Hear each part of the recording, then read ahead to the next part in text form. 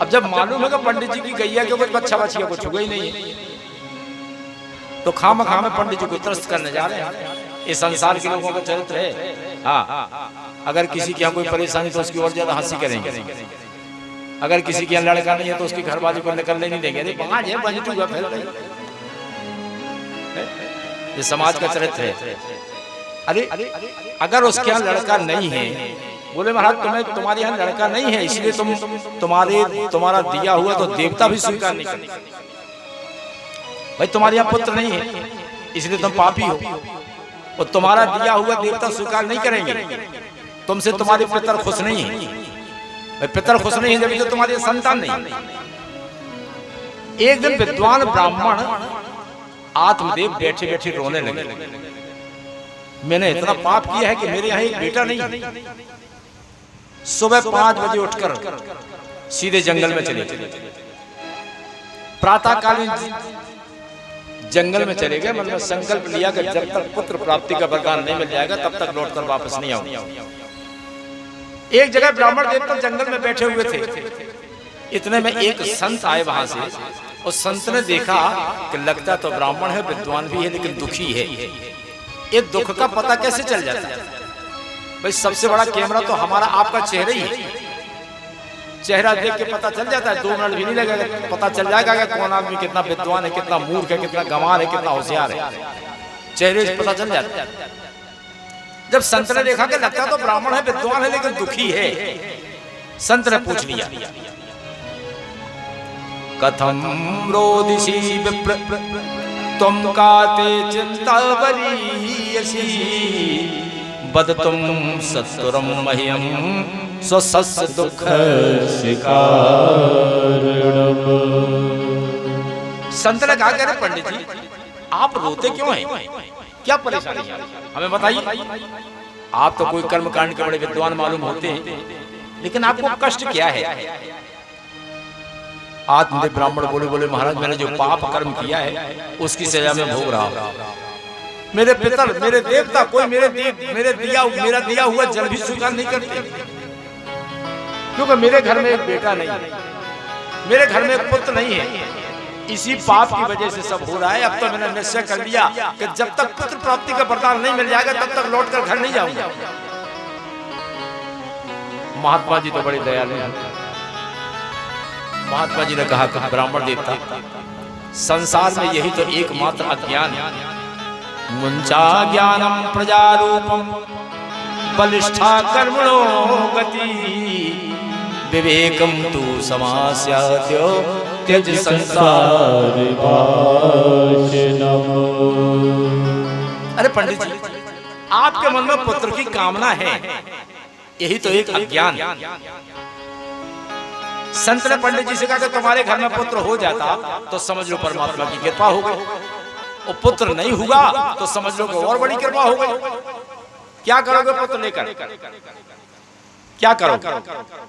भाई बेटा घर में हुआ और बेटा चला गया तो 2-4 साल तो रोना पड़ेगा। संसार में 3 तरह के बेटे होते हैं, क्या करोगे बेटा लेकर? एक तो होता है सपूत, जो माता पिता के कहे बिना समझ जाए कि हमारे माता पिता चाहते क्या है। एक होता है पूत, जो कहने से करे बेटा ऐसा कर दो, बेटा ऐसा कर दो। और एक होता है कपूत, जो कहने पर ना करे। 3 तरह के पुत्र होते हैं। पुत्र लेकर करोगे क्या, क्या करोगे? हम तो ये कहते हैं कि देना किसी माँ बाप को कुल कपूत के हाथ,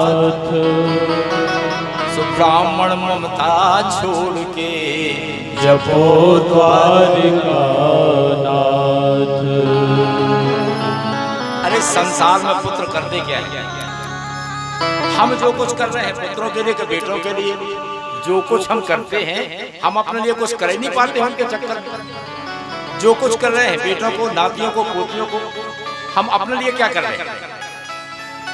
अरे पंडित जी, हे आत्मदेव ब्राह्मण, अगर तुम्हें ज्यादा पुत्र की कामना है तो कन्हैया को पुत्र मान लो ना। जितनी ममता हम संसार के पुत्रों में करते हैं, इतनी ममता अगर परमात्मा के चरणों में हो जाए तो हमारा जीवन ही धन्य हो जाएगा। अनन्य ममता विष्णु ममता प्रेम संगता भाव सैव सांद्रात्मा बुधे प्रेमा निगते।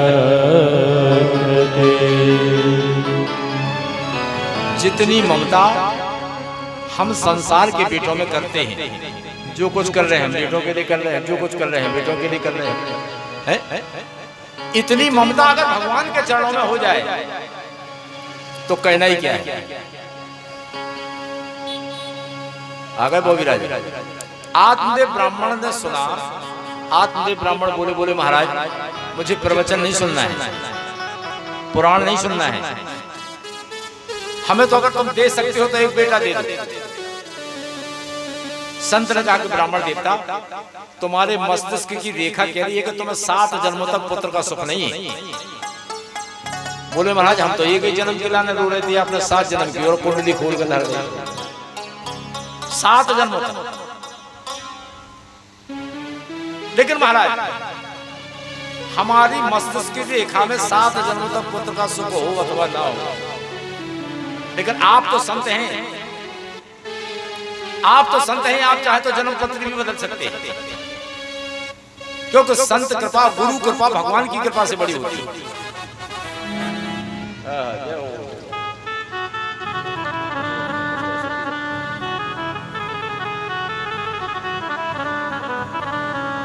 संत कृपा परमात्मा की कृपा से बड़ी होती है।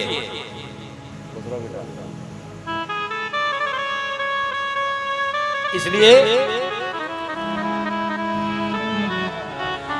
गुरु गोविंद तो खड़े काके लागो पाए, बलहारी गुरुदेव के जो गोविंद दियो मिला। अरे गुरु का स्थान, संत का स्थान परमात्मा से ऊंचा है महाराज। अगर आप चाहें तो हमारे मस्तिष्क की रेखा में परिवर्तन कर सकते हैं। जय हो जय हो। हमारे अखिलेश सोलंकिया जी और अमित पांडे ढोलक पर संगत कर रहे हैं, अमित चौबे, डब्बू दुबे, संतोष चौरसिया, पुरुषोत्तम दुबे और विनीत, सभी लोगों का सम्मान किया जा रहा है आप लोगों के द्वारा।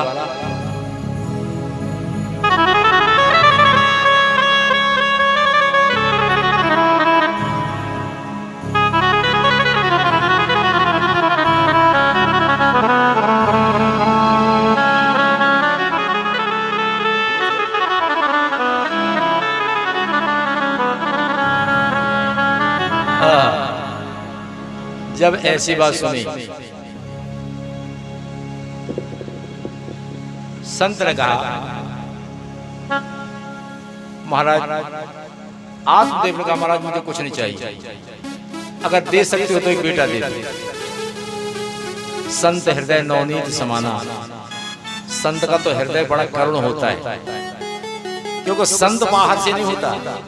संत किसी कलर का नाम नहीं है, संत किसी वेश का नाम नहीं है। संत होती है आत्मा। संत आदमी अंदर से होता है। संत जरूरी नहीं है को पैंट व शर्ट पहने मिल जाए, को भीतर से संत। संतों में असंत मिल जाएंगे, संतों में असंत मिल जाएंगे, असंतों में संत मिल जाएंगे, क्योंकि संत हृदय होता है। अब संत ने कहा मैं कहता हूं तुम्हारे यहाँ पे पुत्र पैदा होगा। संत ने एक फल दिया, जाओ अपनी पत्नी को खिला देना, उसके सारे नियम बता दिए। अब जैसे ही आत्मदेव ब्राह्मण उस फल को लेकर आए, धुंधली से कहा तो धुंधली बोली, बोली महाराज हम ये तो नियम पाल नहीं सकते, हमारे बस की बात नहीं। पर जब प्रसव की पीड़ा होगी, बालक गर्भ में आ जाएगा, 9 महीने कैसे रखेंगे? पर जब पालन पोषण में कितनी तकलीफ होती है, कितना कष्ट होता है, धुंधली तैयार नहीं। और अगर सुखदेव जी की तरह कहीं 12 वर्ष के लिए घर में ठहर गया तो और मुश्किल हो जाएगी। इसकी एक सहेली है भाई, क्या है ना, कहीं कहीं ऐसा होता है कि जहाँ खाने वालों की लाइन लगी है वहां खाने के लिए नहीं, खाने वालों की लाइन लगी है 8 नंबर 7 नंबर, वहां भोजन की व्यवस्था नहीं है, और जहां भोजन ही भोजन रखा है वहां कोई खाने वाला नहीं। इसकी जो सहेली है उसके 6-7 बेटे, 8वां होने वाला है। इसने कहा ये काम करो तो हमारी सहेली हो, अब की बार जो तुम्हारे यहाँ बेटा हो हमें दे देना, उसके बदले में हम तुम्हें बहुत सा धन देंगे। तो उसे तो धन की आवश्यकता थी, इसे बेटे की आवश्यकता थी, दोनों की दोस्ती हो गई, उन्हें भी आवश्यकता इन्हें भी आवश्यकता। तो दोनों की जब राय ठहर गई तो वो फल संत का दिया हुआ फल दोनों ने एक गाय को खिला दिया। उस गाय के लिए एक सुंदर पुत्र हुआ जिसको कहते हैं गौकर्ण। वो मनुष्य के आकार का था, उसके केवल कान गाय के समान थे। कुछ दिनों बाद इस धुंधली को उसकी सहेली से संतान मिल गई। पंडित जी को कह दिया अरे हमारे यहाँ हुआ है ये बेटा, हमारे यहाँ हुआ है। पंडित जी बड़े प्रसन्न हुए, अरे अब तो हमारे यहाँ बेटा हो गया, हमारा नाम आत्मदेव है, हम इसका नाम रखेंगे परमात्मदेव। धुंधली बोली वाह महाराज, पेट में हमने धरो, तुम अपने नाम से मिलते जो तो नाम रखो। नहीं, परेशानी तो हमने उठाई, हमारा नाम धुंधली है इसलिए इसका नाम होगा धुंधकारी। परमात्मा देव क्या तुम्हारे नाम से थोड़ी मिलन है, परेशानी तो हमने उठाई, 9 महीना हमने धरो पेट में। आत्मदेव बोले हमें क्या मतलब, कोई परेशानी नहीं, तुम अपना नाम रख लो। क्रियत कालेन तौ जातौ तरुणो तनया बुभो गौकर्णः पंडितो ज्ञानी धुंधकारी महाखलः। धुंधकारी यथा नाम तथा गुण। भाई क्या है ना, धुंधकारी महादुष्ट हो। एक लौता बेटा जिस घर में हो, एक पुत्र जिस घर में हो, तो वहां उस बच्चे के बिगड़ने के आसार ज्यादा हो जाते हैं।